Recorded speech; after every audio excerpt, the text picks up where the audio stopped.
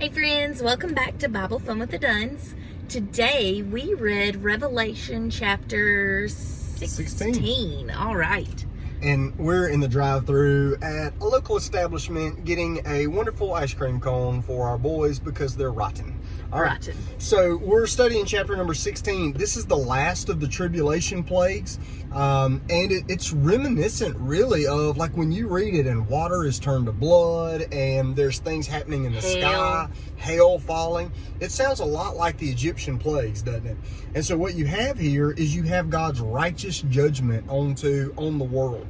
Now, if you're of the mind where you're reading this and you're going, this sounds so bad, like how in the world can we stand it? Can the world stand one more outpouring of this judgment? That's kind of the purpose. Like sin has always been this deadly. God has just been patient and long-suffering and caring the whole time the world's been in existence. And so what we learn from this is that when we're watching this, we're going, how could anybody, handle even more of this? Well, really, we aren't able to handle sin. Sin, we see sin so much less than it really is. And so when God pours out judgment, this is bad judgment. The one that caught my eye was how the waters were turned into blood. The sea and the rivers, they was all turned into blood. And it said that the people drank it, and it basically said it drank it because they deserved it. Like verse number 6, for they have shed the blood of the saints and the prophets, and you have given them blood to drink, for it is their just due. So they're drinking this water turned into blood because it's all they got. And it says they deserve it. It makes me think of, you remember when the Israelites were leaving from Mount Sinai, or they're at Mount Sinai, and Moses gets the 10 Commandments. He comes down off the mountain and the people are worshiping the golden calf. Moses takes the golden calf and grinds it up into a powder and throws it into the water. The people have to drink the water, and they're tasting the bitterness of their own sin.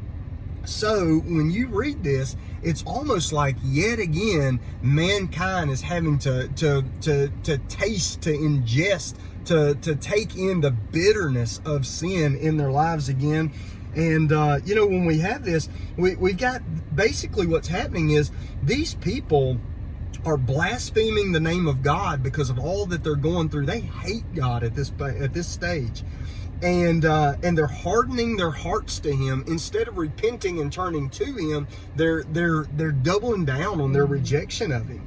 And so even all that this unfolds, it reminds us that God's standards are high.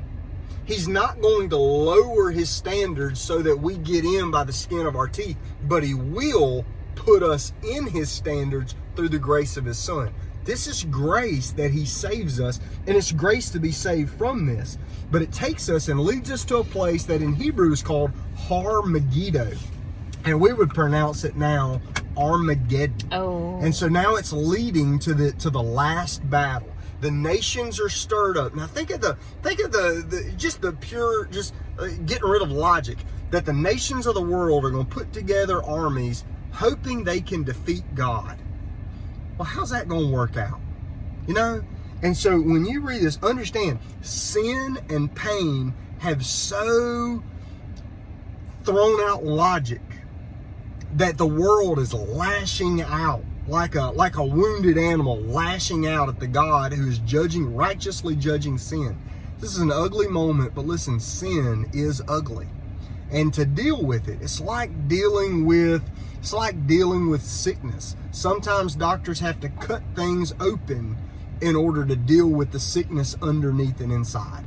And so judgment is happening, and we're going to get into the rest of it tomorrow. All right? Hope you have a great day and enjoy reading your Bible. All right? Bye. Bye.